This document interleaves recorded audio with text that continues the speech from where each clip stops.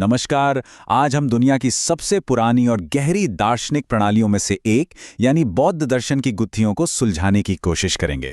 और हाँ, हम इसे सिर्फ एक मजहब के तौर पर नहीं, बल्कि इंसानी मन और जीवन को समझने की एक जबरदस्त प्रणाली के तौर पर देखेंगे। चलिए, एक सवाल से शुरू करते हैं। एक ऐसा सवाल जो शायद हम सबको कभी ना कभी परेशान करता है। सब कुछ होते हुए भी मन में वो एक खालीपन, एक बेचैनी क्यों बनी रहती है?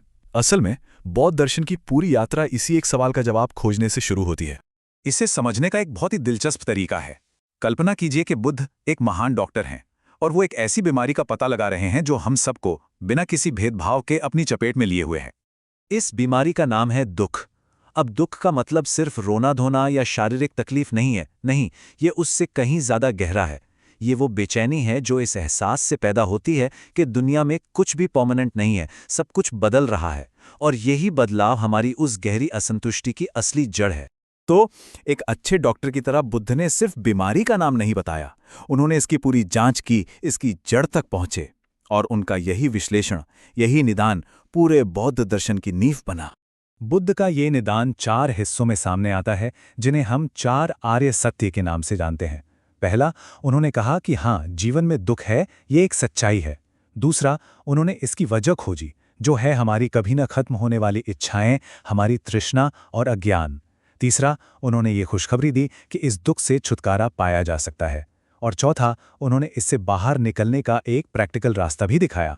बुद्ध ने जो रास्ता सुझाया उसे मध्यम मार्ग कहा गया, मतलब बीच का रास्ता। उस समय 2 तरह की सोच बहुत चलती थी। एक तरफ वो लोग थे जो मानते थे कि खुद को, अपने शरीर को ज्यादा से ज्यादा तकलीफ देने से ही ज्ञान मिलता है। दूसरी तरफ वो थे जो मानते थे कि असली खुशी सिर्फ दुनियावी चीजों को भोगने में है। बुद्ध ने कहा ये दोनों ही रास्ते अधूरे हैं, सही रास्ता इन दोनों के बीच से होकर गुजरता है। अब हम इस निदान के सबसे गहरे और कह सकते हैं सबसे क्रांतिकारी हिस्से पर आ रहे हैं। बौद्ध दर्शन के मुताबिक हमारे सारे दुखों की असली वजह मैं को लेकर हमारी एक बहुत बड़ी गलतफहमी है। देखिए, ज्यादातर दर्शन ये मानते हैं कि हमारे अंदर एक स्थायी आत्मा या सेल्फ होता है, एक ऐसा मैं जो हमेशा एक जैसा रहता है। लेकिन बौद्ध दर्शन यहाँ एक बिल्कुल अलग रास्ता लेता है। वो अनात्मन का सिद्धांत देता है, जिसका मतलब है नो सेल्फ, यानी हमारे अंदर ऐसा कोई भी परमानेंट ठोस मैं मौजूद है ही नहीं। तो सवाल उठता है कि जिसे हम मैं कहते हैं वो आखिर है क्या? बौद्ध दर्शन कहता है कि ये मैं कोई एक चीज नहीं, बल्कि 5 लगातार बदलती हुई प्रक्रियाओं का एक कलेक्शन है। इसमें हमारा शरीर है, हमारी फीलिंग्स हैं, हमारे सोचने समझने का तरीका है, हमारी आदतें और इच्छाएं हैं, और हमारी चेतना यानी जागरूकता है। और मजे की बात यह है कि इनमें से कुछ भी स्थिर नहीं है, सब हर पल बदल रहा है। इसे समझने के लिए एक बहुत ही क्लासिक मिसाल दी जाती है, रथ की मिसाल।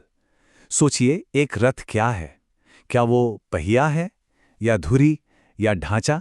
नहीं, इन सब पुर्जों को एक खास तरीके से जोड़ने पर जो बनता है उसे हम सुविधा के लिए रथ कह देते हैं। पुर्जे अलग कर दें तो रथ गायब। ठीक वैसे ही इन 5 प्रक्रियाओं के जोड़ को हम मैं कहते हैं। इनके अलावा कोई अलग से परमानेंट मैं नहीं है। बुद्ध का ये जो मूल निदान था, ये कोई पत्थर की लकीर नहीं था। इस पर सदियों तक बहसें हुईं, इसे और गहरा समझा गया, और इसी विचार विमर्श से एक बहुत ही समृद्ध दार्शनिक परंपरा ने जन्म लिया। मोटे तौर पर देखें तो बौद्ध दर्शन का विकास 3 मुख्य दौर में हुआ।